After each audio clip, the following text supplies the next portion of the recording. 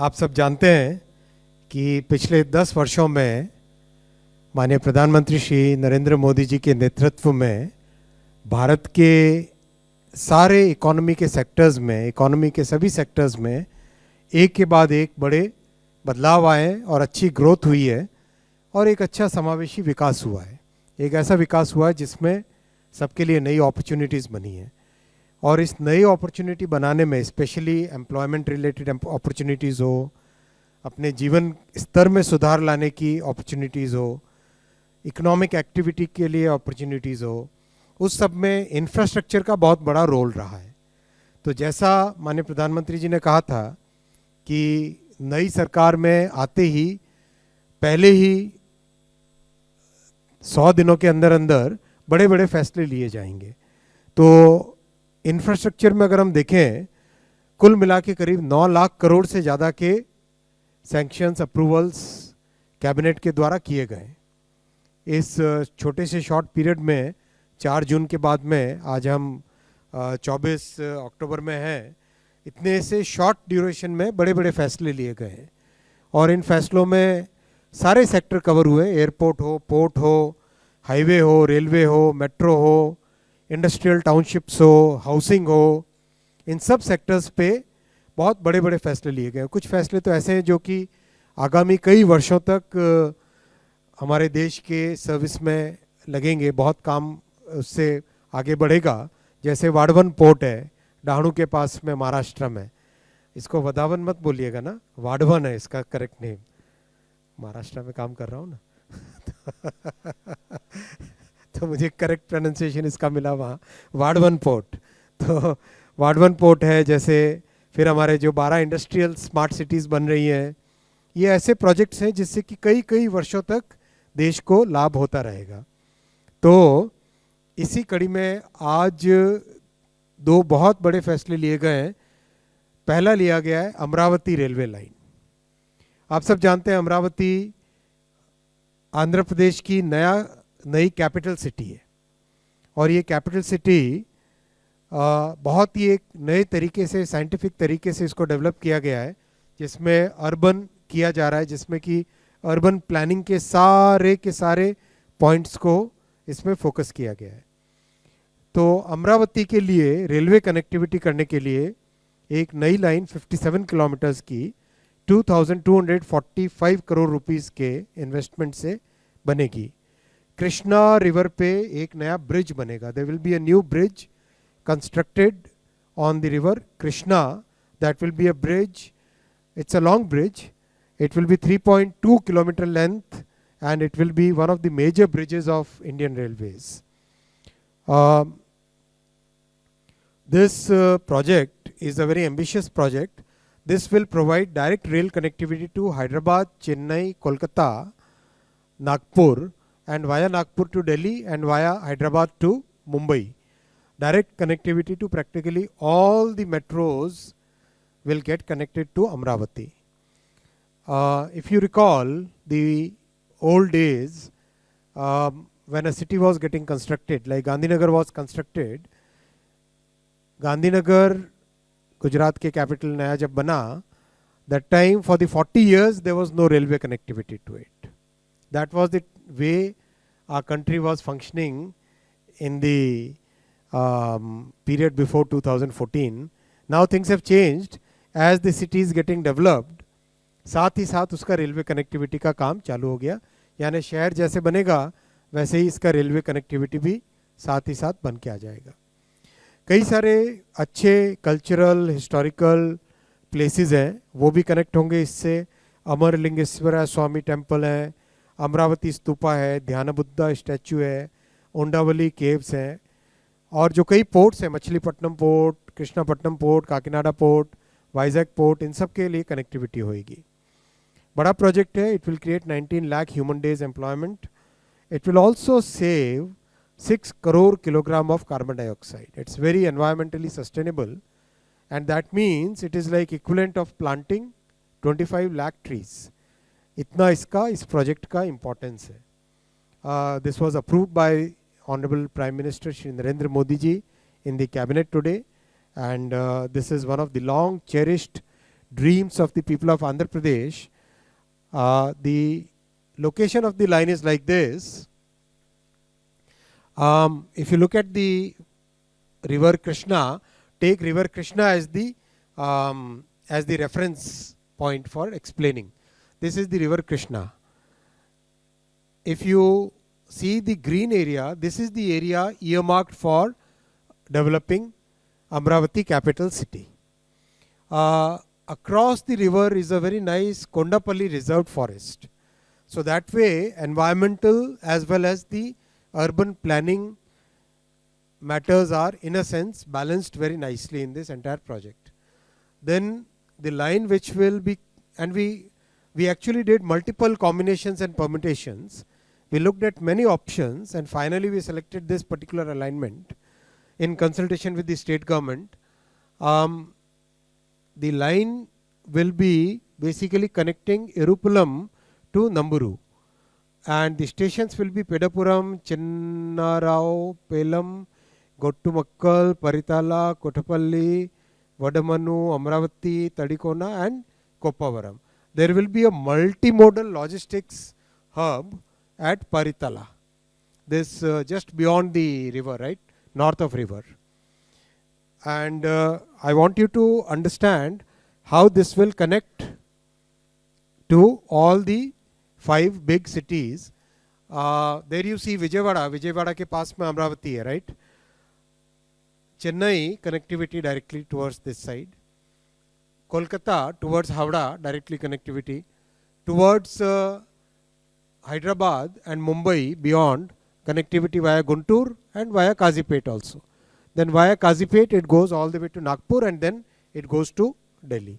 So in a sense all the big cities will get directly connected to Amravati. This is a very important project, and bridge which is about 3.2 kilometer long, this new bridge will be constructed on the river Krishna. So this is the project, very important project for growth of Andhra. And now I'll come to the second project which was sanctioned. आज मिथिलांचल में बहुत important एक project है, north Bihar को और north eastern states को strategic connectivity देने के लिए बड़ा प्रोजेक्ट सैंक्शन हुआ है, बहुत बड़ा प्रोजेक्ट सैंक्शन हुआ है. ये प्रोजेक्ट है 256 किलोमीटर 256 किलोमीटर का, नरकटियागंज, रक्सौल, सीतामढ़ी, दरभंगा. नरकटियागंज, रक्सौल, सीतामढ़ी, दरभंगा और सीतामढ़ी, मुजफ्फरपुर. आने वाला समय छठ का समय है, तो आप सबको बहुत अग्रिम शुभकामनाएं दीपावली और छठ की. और इसमें आज माननीय प्रधानमंत्री श्री नरेंद्र मोदी जी ने अप्रूव किया है कैबिनेट में एक बहुत लंबे समय से जो उत्तर बिहार के हमारे सभी साथियों की जो ड्रीम थी, उस ड्रीम प्रोजेक्ट को आज अप्रूव किया गया है. इस प्रोजेक्ट में करीब करीब 40 के आसपास तो बड़े ब्रिजेस हैं. 40 एग्जैक्ट नंबर देता हूं मैं आपको. बहुत ही बड़ा प्रोजेक्ट है ये. और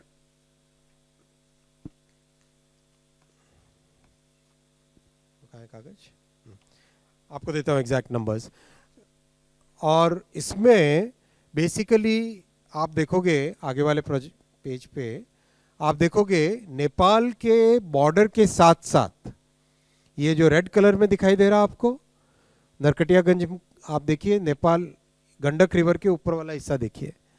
इसमें नरकटियागंज से रेड कलर में आपको दिखाई देना चालू होगा ये कंप्लीट कॉरिडोर. नरकटियागंज, रक्सौल, सीतामढ़ी, सीतामढ़ी से नीचे आने पे मुजफ्फरपुर और ईस्ट में जाने में दरभंगा. इस पूरे प्रोजेक्ट को डबल रेलवे लाइन बनाया जाएगा और this will become like a major transport corridor. बड़ा ट्रांसपोर्ट कॉरिडोर बनेगा along the border of India and Nepal. North Bihar, Mithilanchal के सभी निवासियों को बहुत अच्छी रेलवे कनेक्टिविटी मिलेगी. साथ ही साथ जो नॉर्थ ईस्टर्न स्टेट्स हैं, आप देखो ये सारे हमारे नॉर्थ ईस्टर्न स्टेट्स यहाँ पर, सिलीगुड़ी के आगे सब नॉर्थ ईस्टर्न स्टेट्स। इन नॉर्थ ईस्टर्न स्टेट्स को आज जो ये पर्पल में दिखाई दे रहा है आपको, हाजीपुर, पटना, ये दिखाई दे रहा है एग्जिस्टिंग कॉरिडोर। इस कॉरिडोर के पैरेलल एक नया कॉरिडोर मिलेगा ट्रांसपोर्ट का, जो कि सिलीगुड़ी, अभी आप सिलीगुड़ी से अगर ऊपर की तरफ देखना चालू करो, ये यहाँ पे अलुआबारी रोड जंक्शन लिखा हुआ है, ठाकुरगंज लिखा हुआ है, ठाकुरगंज से अररिया कोट, अररिया कट, फोरबेसगंज, वहाँ से हमारा सरायगढ़, राघोपुर आते हुए दरभंगा, ये सारा कॉरिडोर, और आगे दरभंगा से टुवर्ड्स नरकटियागंज, रक्सौल, सीतामढ़ी रास्ते में आते हुए फिर मुजफ्फरपुर से जोड़ते हुए और आगे जाके गोरखपुर में मिलना।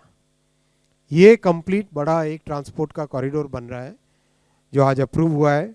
और ये कॉरिडोर पूरे के पूरे उत्तर बिहार, मिथिलांचल, नॉर्थ ईस्ट, उत्तर प्रदेश के कई जिले, इन सब के लिए बहुत बड़ा डेवलपमेंट का साधन होगा। जो जिले इससे कवर हो रहे हैं उनके नाम मैं बोलता हूं आपके लिए। पूर्वी चंपारण, पश्चिमी चंपारण, सीतामढ़ी, दरभंगा और मुजफ्फरपुर, ये सब जिले इससे कवर होते हैं।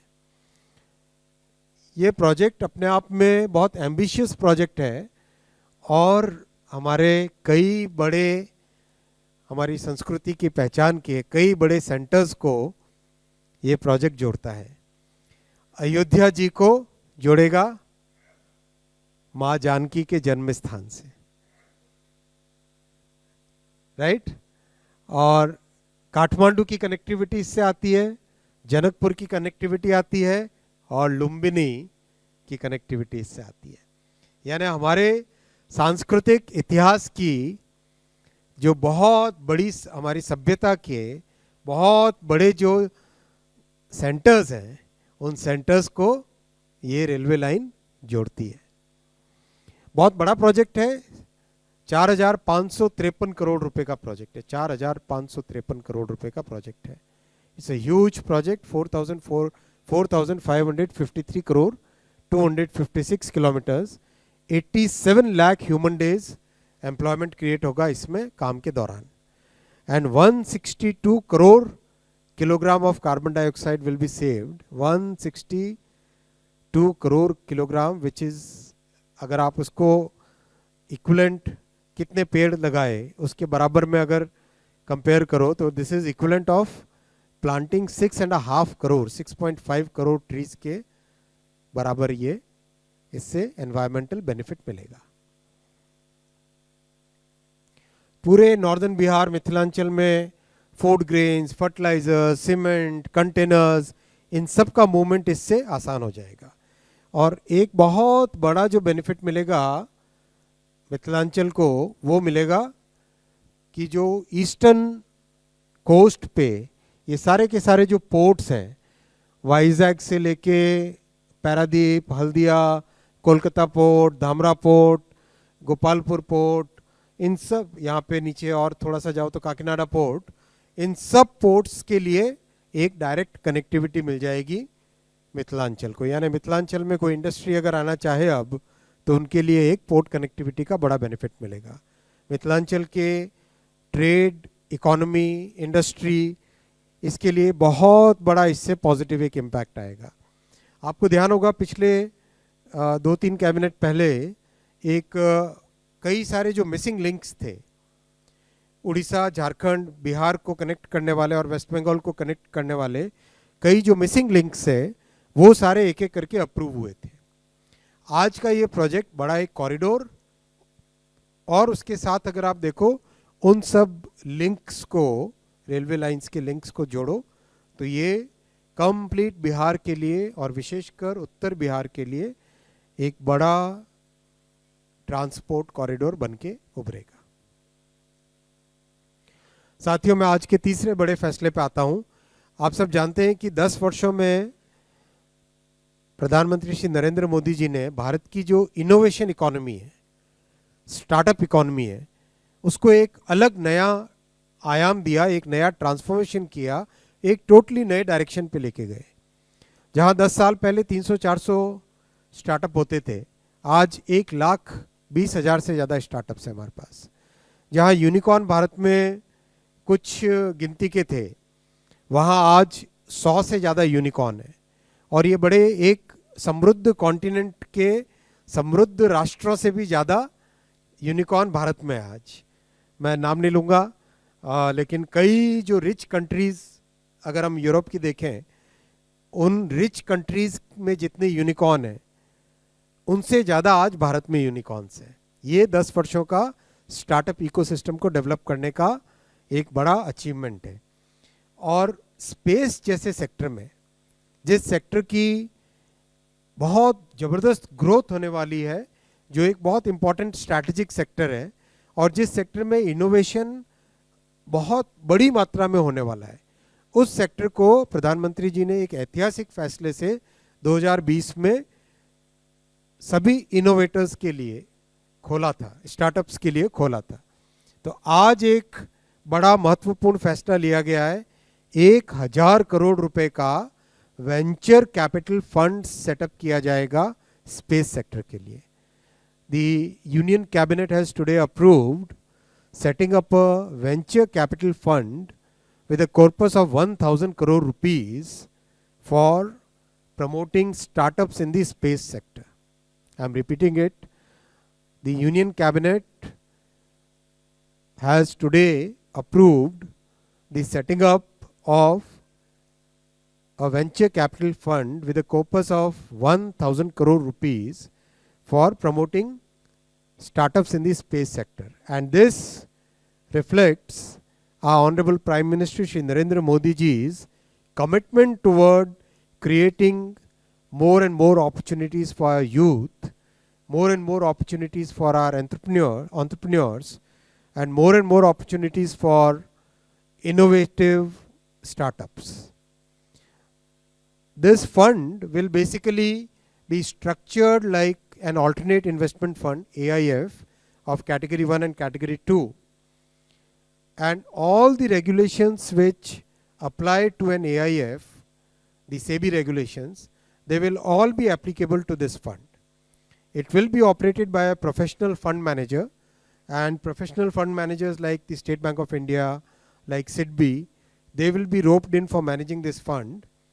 And the focus will be on startups which have given a new concept, have developed a basic proof of concept, and now they can be taken forward from the proof of concept to the commercialization stage. हम सब जानते हैं कि जो startup की early life होती है, किसी भी स्टार्टअप की जो अर्ली लाइफ होती है वो सबसे क्रिटिकल होती है। अर्ली लाइफ में अगर अच्छा सपोर्ट मिल जाए तो सक्सेस की प्रोबेबिलिटी कई गुने बढ़ जाती है। And as you have seen in the last 10 years, many incubators have been set up in a variety of institutions, universities में, IITs में, NITs में, NITs के बाहर कई नए इंक्यूबेटर्स सेट किए गए। इन इंक्यूबेटर्स का काम यही है कि अगर किसी के पास नया कोई आइडिया आता है तो उस आइडिया को डेवलप करें, उससे प्रोडक्ट कैसे बनाना है, उस कॉन्सेप्ट को आगे कैसे लेके जाना है, वो सब चीज़ें इंक्यूबेटर्स में होती है। और मैं आपको रिक्वेस्ट भी करूँगा, अगर आप में से कोई IIT मद्रास के इंक्यूबेटर में जाना चाहें तो we will invite you to visit it. एक टोटली नया आपको भारत का भविष्य का एक स्वरूप आपको वहाँ दिखाई देगा। उसी भावना के साथ आज ये वेंचर कैपिटल का माननीय प्रधानमंत्री जी ने अप्रूवल दिया है, और इसमें करीब 30 से 35 स्पेस स्टार्टअप्स को फंडिंग की जाएगी over a period of about 10 years। Government का एक्सपेक्टेशन है कि जैसे ही किसी स्टार्टअप में गवर्नमेंट की तरफ से एंकर फंड आता है तो बहुत सारे प्राइवेट वेंचर कैपिटल फंड भी उसके साथ आने के लिए तैयार हो जाते हैं। तो ये सारी इसमें थॉट प्रोसेस है। ये बहुत एक बड़ा फैसला है, और अगर हम देखें इस फैसले से हम दुनिया के कई जो बड़े देश हैं, समृद्ध देश हैं, US देखें हम, UK देखें, फ्रांस, जर्मनी देखें, इसने इन देशों ने जो अपने स्पेस इकोसिस्टम के लिए स्ट्रक्चर्स तैयार किए, अब हम उनके समकक्ष खड़े हो जाते हैं। हमारे देश से भी जो नौजवानों का, यंग एंटरप्रेन्योर्स का, यंग साइंटिस्ट का जो इनोवेटिव माइंड है, उसको अपॉर्चुनिटीज़ मिलने का इस फंड के जरिए से अपॉर्चुनिटीज़ मिलेगी। मैं 2-3 डेटा पॉइंट्स आपके जानकारी के लिए रखना चाहूँगा, इसमें पीपीटी में नहीं है, अगर आप नोट करें तो आज भारत की स्पेस इकोनॉमी करीब 70,000 करोड़ रुपीस की है, 70,000 करोड़ रुपीस की है। और 2033 तक, 2033 तक इन सब इनोवेशंस के कारण, इन सब पॉलिसी सपोर्ट्स के कारण ये इकोनॉमी 3.5 लाख करोड़ की होगी, 3.5 लाख करोड़ रुपए की। इतना मैसिव इसमें ग्रोथ है और ऑलरेडी 250 स्टार्टअप्स इसमें स्पेस सेक्टर में आ चुके हैं ऑलरेडी, 250 स्टार्टअप्स। आप 10 साल पहले याद करो, स्पेस सेक्टर में स्टार्टअप, राइट, कभी सोचा था? इतना बड़ा चेंज आया है भारत में।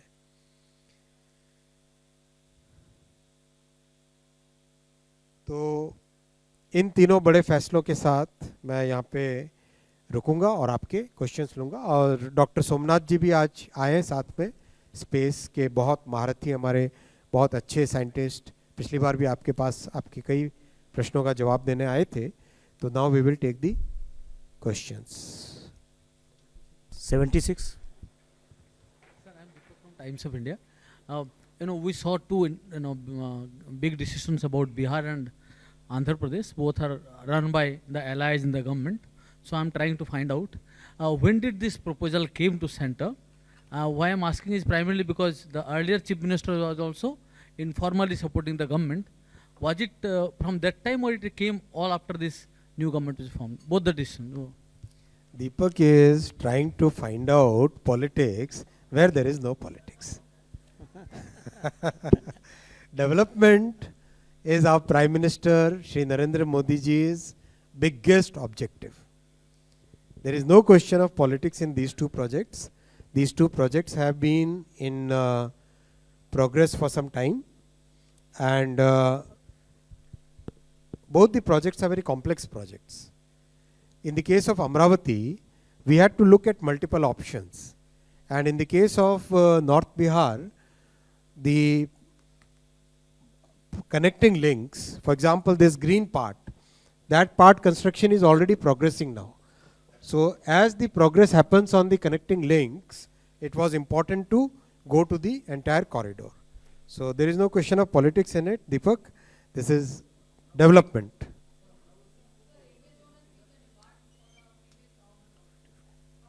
South Coast Railway Zone is a matter of commitment that we have given in the parliament itself, and already we are working on it. There was an issue of land which the government in Andhra Pradesh led by Shri Chandrababu Naidu ji has already resolved that issue, and it's progressing well now.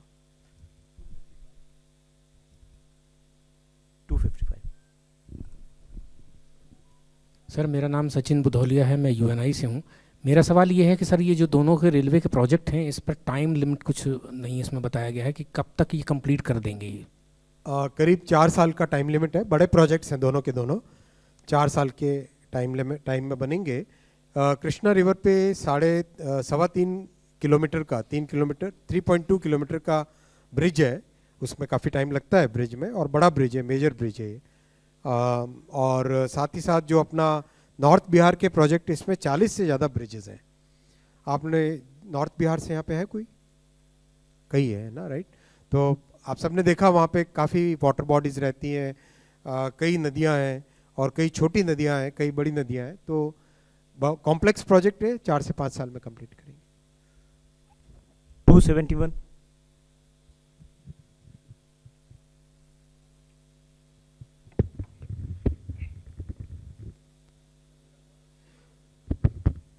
Hello sir, Krishnamohan Sharma, Bharat express से। मेरा सवाल science and technology से है। जैसे space technology के लिए हमने 1,000 करोड़ का स्पेस वेंचर हमने वीसी रखा, वीसी फंड रखा। मेरा सवाल इससे थोड़ा सा अलग है, क्योंकि साइंस बहुत एक रिफाइन फील्ड है, और हमारे मंत्री जी भी साइंस से हैं, और यहाँ पे सोमनाथ जी तो हैं ही साइंस बैकग्राउंड के। जो बेसिक इंफ्रास्ट्रक्चर जो ग्रेजुएशन से ऊपर जाने के लिए जो चाहिए, वो हमारे इंडिया में ओवरऑल लैक कर रहा है, चाहे वो कोई भी स्टेट हो, नॉट ओनली दिल्ली, या पूरे देश की स्थिति ये है कि अगर आप बीएससी तक पहुंचना चाहते हैं तो आपको स्ट्रगल करना पड़ेगा। कहीं पे लैब नहीं है, कहीं पे टीचर नहीं है, कहीं पे ये कुछ नहीं है। कनेक्टेड क्वेश्चन नहीं है, एजुकेशन डिपार्टमेंट का है ना। अभी आज कैबिनेट के मुद्दों पे करिए ना, बाद में कभी जनरल प्रेस कॉन्फ्रेंस करेंगे। 126।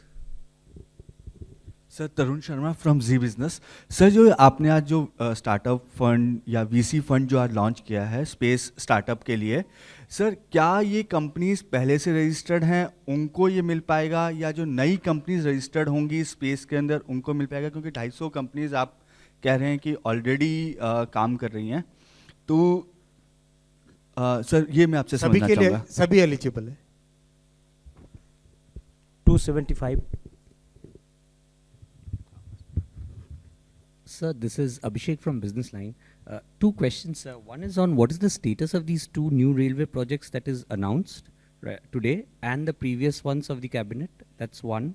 And two, sir, considering that there might be a change in government sometime later in future or not, is the factoring in done whether Amravati stays as the capital of the Andhra or not? Because the previous government didn't have Amravati as the capital of Andhra. Amravati stays as the capital of Andhra Pradesh, and the project and the city will come together. The status of these projects is that they are sanctioned today, right? हाँ sanction हुआ यार। 4 मेरे boss बहुत जल्दी जल्दी काम करवाते हैं भाई, चिंता मत करो। हेलो सर, मेरा नाम अनीता चौधरी हुआ, स्वदेश अखबार से हूँ। मेरे दो सवाल हैं, स्पेस सेक्टर से भी है और नॉर्थ बिहार के लिए जो डेवलपमेंट का कार्य हो रहा है उसके लिए। नॉर्थ बिहार से ये है सर कि क्योंकि रामायण सर्किट जो है वो जनकपुर धाम तक के लिए है, लेकिन अभी तक जनकपुर को यही शिकायत थी कि ये सर्किट तो बना दिया लेकिन उसके लिए कनेक्टिविटी नहीं हुई है। तो क्या ये जो ब्रिजेस बनेंगे, वो जो छोटी छोटी नदियाँ हैं वो जो जनकपुर और दरभंगा और सीतामढ़ी को जोड़ती हैं, क्या उनके लिए भी होगा? और रेल कनेक्टिविटी को कितना दूर तक जनकपुर तक पहुंचाया जाएगा कि अयोध्या और जनकपुर की दूरी जो है कम करे? बीच में तो सीतामढ़ी रहेगा ही। देखिए, ये आप इस प्रोजेक्ट का लेआउट देखो, ये आपका कंप्लीट प्रोजेक्ट का लेआउट है, राइट? आप देख रहे हो ये रेड लाइन, ये करीब करीब आपके जितने भी बड़े शहर हैं नॉर्थ बिहार के सबको कनेक्ट करती है, राइट? जनकपुर नेपाल में है सर। नेपाल में जो है, मैं उसी पे आ रहा हूँ। अब आप अगर इसको इस तरह से देखो, इस वाले से देखो, अब ये देखो करीब करीब ये नेपाल के बॉर्डर के साथ है। तो जो नेपाल में 8-9 शहर है, मैं नाम अगर पढ़ूं तो बीरगंज, हेतौदा, जनकपुर, मालंगावा, बारदीबास, जलेश्वर और गौर, इन सारे के सारे शहरों को इस कॉरिडोर का बेनिफिट होगा। अब रही बात प्रोजेक्ट को, रेलवे लाइन को नेपाल के अंदर कनेक्ट करने का, वो प्रोजेक्ट अलग विषय है। आज जो कैबिनेट में अप्रूव हुआ है वो मैंने आपके सामने रखा। दूसरा 45 सर, बस छोटा सा क्वेश्चन है स्पेस के लिए कि जो स्टार्टअप्स हैं उनके लिए कुछ क्राइटेरिया रखा गया, अगर क्राइटेरिया है तो बहुत क्या है? डिटेल्ड क्राइटेरिया रखा जाता है, बहुत प्रॉपर एक प्रोफेशनल इवैल्यूएशन होगा, टेक्निकल प्रोफेशनल इवैल्यूएशन होगा, उसके आधार पे उसमें इन्वेस्टमेंट होगा। 45। Sir, Sagar Kulkarni from PTI. Sir, when the venture capital fund was announced in the budget, a section of the industry had said the amount is too less. So do you also plan to increase it further if the response is good? See, 1,000 crore venture capital fund with the option of private sector co-investing in it. It's a very big fund. The multiplier impact of government investing 1,000 crore is a very big multiplier impact, because once the government has, and government along with the technical agencies like ISRO, like InSpace, when such technical bodies, when they evaluate a particular startup and the concept, then the private investment comes very easily in it. There are many such examples. Take the example of semiconductors. The 24 startups which the India Semiconductor Mission has approved, now they have already started attracting the private funds. So the question is, how do we first figure out which is the best, most probable, the startup with the highest probability of success, and which is the solution which has the best chance of survival? That's the fundamental question that we have to answer first, right? So it's in that direction. 264. Sir, Prakash Pedashi from ET Now. As you said that the private sector will get an opportunity to invest in this fund. So what will be the size of their investment? Minimum? Aane do na, let the investment come. 260. Hi, very good afternoon, sir. Down here, sir. Ashmit from CNBC TV 18. So just a couple of questions. Number one, like in the case of PLI, when you did a multiplier effect, the one that you were speaking of, in PLI you had done that a PLI of say X amount of money will lead to so many jobs or so much of private investment. Any similar calculations you've done? One. The second question I had in mind, are there any specific areas of space tech that you're looking at? Are we looking at launch vehicles, propulsion systems, any specific area that the VC will focus on? I'll take the second question first. The entire value chain. Launch vehicles, new types of fuels, new types of aviation, electronics, new types of materials, entire value chain. The first part was multiplier impact. I can give some data of the electronics manufacturing investments, right, which can give you an indicative. For example, in the PLI for electronics manufacturing,